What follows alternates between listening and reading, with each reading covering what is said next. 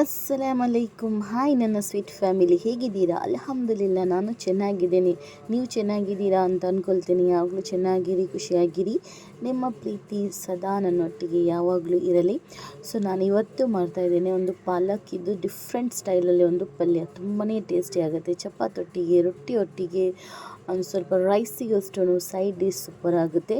ನನ್ನ ವಿಡಿಯೋ ಇಷ್ಟ ಆದರೆ ಒಂದು ಲೈಕ್ ಕೊಡಿ, ಸಬ್ಸ್ಕ್ರೈಬ್ ಮಾಡಿ. ಅದೇ ಥರ ಹೊಸೊಬ್ಬರು ನೋಡ್ತಾ ಇದ್ದರೆ ಸಬ್ಸ್ಕ್ರೈಬ್ ಮಾಡಿಕೊಂಡು ನೋಡಿ, ಬೆಲ್ ಬಟನ್ ಒತ್ತಿ, ಶೇರ್ ಮಾಡಿ, ಕಮೆಂಟ್ ಮಾಡಿ. ನಾನು ನಿಮಗೆ ಹೊಸ ರೆಸಿಪಿಯನ್ನು ಈಸಿ ರೆಸಿಪಿಯನ್ನು ತೋರಿಸ್ತಾ ಇರ್ತೀನಿ. ನನ್ನ ರೆಸಿಪಿ ಇಷ್ಟ ಆದರೆ ಒಂದು ಸಬ್ಸ್ಕ್ರೈಬ್ ಮಾಡಿಕೊಂಡೇ ನೋಡಿ. ಸೊ ನೋಡಿ, ನಾನು ಒಂದು ಕಡಾಯಿ ಇಟ್ಟಿದ್ದೀನಿ. ಅದಕ್ಕೆ ನಾನು ಹಾಕ್ತಾಯಿದ್ದೀನಿ ಸ್ವಲ್ಪ ಎಣ್ಣೆ ಬಿಸಿಯಾಗಿ ಬರ್ತಾ ಇರುವಾಗ ನಾನು ಹಾಕ್ತಾಯಿದ್ದೇನೆ ಸಾಸಿವೆ, ಒಂದು ಅರ್ಧ ಚಮಚದಷ್ಟು. ನಾನು 2 ಕಟ್ಟು ಪಾಲಕ್ ಸೊಪ್ಪನ್ನು ಮಾಡ್ತಾಯಿದ್ದೀನಿ.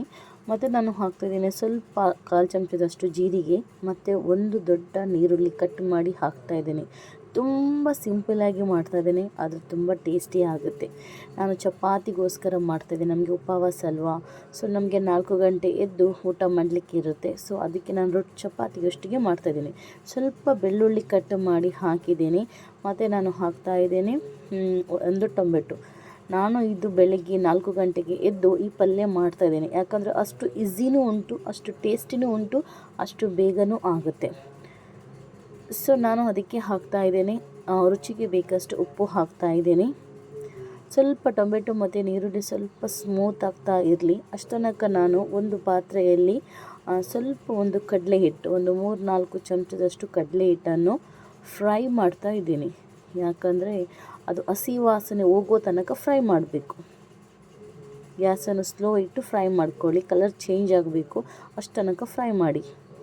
ನೋಡಿ, ಇಲ್ಲಿ ಈರುಳ್ಳಿ ನಮ್ಮದು ಸ್ಮೂತ್ ಆಗಿದೆ. ಅಷ್ಟನಕ ನಾನು ಸ್ವಲ್ಪ ಅರ್ಧ ಚಮಚದಷ್ಟು ಹಳದಿ ಪೌಡರ್ ಹಾಕ್ತಾಯಿದ್ದೀನಿ. ಮತ್ತು ನಾನು ಹಾಕ್ತಾಯಿದ್ದೀನಿ ಇದಕ್ಕೆ ಸ್ವಲ್ಪ ಆಮ್ಚೂರು ಪೌಡ್ರ್ ಹಾಕ್ತಾಯಿದ್ದೀನಿ. ನೀವು ಆಮ್ಚೂರು ಇಲ್ಲ ಅಂದರೆ ಸ್ವಲ್ಪ ಲಿಂಬೆ ರಸ ಹಾಕಿ. ಮತ್ತು ನಾನು ಹಾಕ್ತಿದ್ದೀನಿ ಗರಂ ಮಸಾಲ ಪೌಡರ್ 1/4 ಚಮಚದಷ್ಟು. 1 ಚಮಚದಷ್ಟು ನಾನು ಹಾಕ್ತಿದ್ದೀನಿ ಕೊತ್ತಂಬರಿ ಪೌಡರ್. ಮತ್ತು 1/4 ಚಮಚದಷ್ಟು ನಾನು ಹಾಕ್ತಿದ್ದೀನಿ ಜೀರಿಗೆ ಪೌಡರ್. ಒಂದು ಸತಿ ಟ್ರೈ ಮಾಡಿ, ತುಂಬಾ ಟೇಸ್ಟ್ ಆಗುತ್ತೆ. ಪಾಲಕ್ ಸೊಪ್ಪನ್ನು ನಾನು ಹಾಕಿದೆ ಕಟ್ ಮಾಡಿ.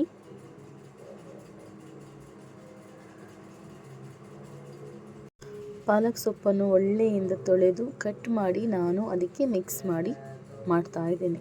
ಅದು ಸ್ವಲ್ಪ ಸ್ಮೂತ್ ಆಗಬೇಕು, ಅಂದರೆ 1/4 ಅಂಶ ಬೇಯಬೇಕು. ಅಷ್ಟು ತನಕ ನಾನು ಬೇಯಿಸ್ತಾ ಇರ್ತೀನಿ. ಆಮೇಲೆ ನಾವು ಕಡಲೆ ಹಿಟ್ಟನ್ನು ಮಿಕ್ಸ್ ಮಾಡಬೇಕು. ತುಂಬಾ ಟೇಸ್ಟಿ ಆಗುತ್ತೆ. ಒಂದು ಸತಿ ಈ ಥರ ಟ್ರೈ ಮಾಡಿ ನೋಡಿ. ಕಡಲೆ ಹಿಟ್ಟಿದು ಕಲರ್ ಚೇಂಜ್ ಆಗಿದೆ, ನೋಡ್ತಾ ಇದ್ದೀರಲ್ಲ. ನಾನೀಗ ಗ್ಯಾಸನ್ನು ಆಫ್ ಮಾಡ್ತಾ ಇದ್ದೇನೆ.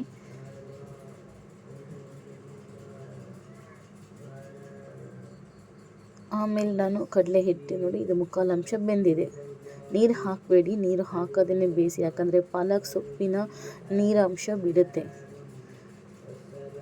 ಈ ಟೈಮಲ್ಲಿ ನಾನು ಕಡಲೆ ಹಿಟ್ಟನ್ನು ಹಾಕ್ತಿದ್ದೀನಿ. ಕಡಲೆ ಹಿಟ್ಟನ್ನು ಒಂದು ನೆನಪಿಟ್ಕೊಳ್ಳಿ, ಕಡಲೆ ಹಿಟ್ಟನ್ನು ಒಳ್ಳೆಯಿಂದ ಸ್ಲೋ ಗ್ಯಾಸಲ್ಲಿ ಫ್ರೈ ಮಾಡಬೇಕು. ಯಾಕಂದರೆ ಹಸಿ ವಾಸನೆ ಎಲ್ಲ ಹೋಗಬೇಕು, ಅಷ್ಟು ತನಕ ನೀವು ಫ್ರೈ ಮಾಡ್ಕೊಳ್ಬೇಕು. ಇದು ಜಾಸ್ತಿ ನಮ್ಮ ರಾಜಸ್ಥಾನಲ್ಲಿ ಮಾಡ್ತಾರೆ ಈ ಪಲ್ಯವನ್ನು, ರಾಜಸ್ಥಾನಿಯಲ್ಲಿ.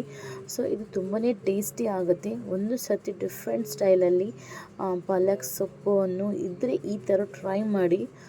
ಸ್ವಲ್ಪ ಇದು ಇನ್ನೂ ಒಂದು 10 ನಿಮಿಷ ಗ್ಯಾಸನ್ನು ಆನ್ ಮಾಡಿ ಸ್ಲೋ ಗ್ಯಾಸಲ್ಲಿ ಇಟ್ಕೊಳ್ಳಿ.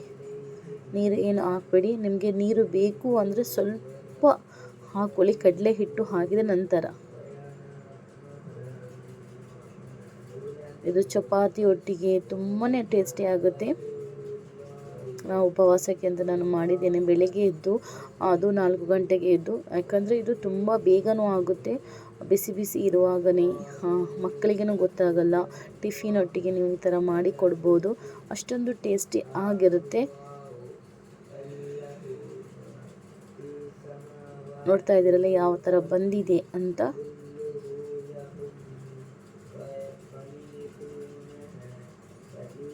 ತುಂಬಾ ಟೇಸ್ಟ್ ಇರುತ್ತೆ. ನಿಮಗೆ ಗೊತ್ತಾಗಲ್ಲ ಇದು ಪಾಲಕ್ ಸೊಪ್ಪು ಹಾಕಿದಾರ ಇಲ್ವಾ ಅಂತ. ಪಾಲಕ್ ಸೊಪ್ಪು ಪಲ್ಯ ಈ ಥರ ಮಾಡಿ, ತುಂಬ ಡಿಫ್ರೆಂಟ್ ಸ್ಟೈಲಲ್ಲಿ ನೀವು ಮಾಡ್ತಾಯಿರಿ, ಸೂಪರ್ ಟೇಸ್ಟಿ ಆಗುತ್ತೆ. ನನ್ನ ವಿಡಿಯೋ ಇಷ್ಟ ಆದರೆ ಒಂದು ಲೈಕ್ ಕೊಡಿ, ಸಬ್ಸ್ಕ್ರೈಬ್ ಮಾಡಿ, ಬೆಲ್ ಬಟನ್ ಒತ್ತಿ, ಶೇರ್ ಮಾಡಿ, ಕಮೆಂಟ್ ಮಾಡಿ. ನಿಮ್ಮ ಪ್ರೀತಿ ಸದಾ ನನ್ನೊಟ್ಟಿಗಿರಲಿ. ಕಡಲೆ ಹಿಟ್ಟು ಹಾಕಿದ ನಂತರ ಒಂದು 10 ನಿಮಿಷ ಬೇಯಿಸಿದರೆ ಸಾಕಾಗುತ್ತೆ. ನಾನು ಚಪಾತಿ ರೊಟ್ಟಿಗೋಸ್ಕರ ಮಾಡಿದ್ದೆ.